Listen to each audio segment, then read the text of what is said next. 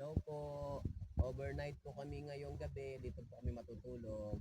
At take note ha, ang ganda rito. Alam mo yung ilalim ng tubig na yan. Pag nag-overnight ka sa ilalim yan, dyan ang mga kwarto. Yan, katulad yan. Sa ilalim yan, dyan ang kwarto.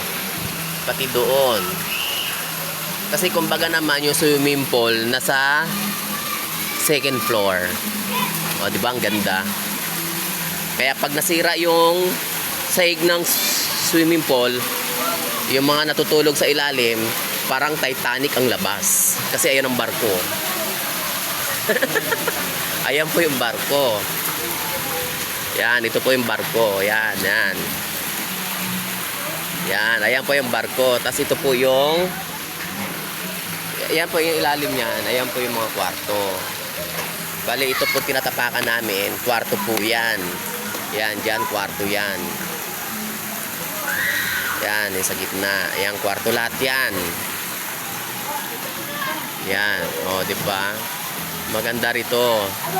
Marami tayo, mga kabaklaan. Kasi marami pong nag-overnight ng mga lalaki. Maraming overnight ng mga lalaki. Dito tayo. Ayan po sila, overnight po yan. Ayan si mama. Ayun po yung hari ng gym. Yan yung hari ng gym. Ayan, oh. Kasi may nakita silang lalaki kaya lumapit. Uy,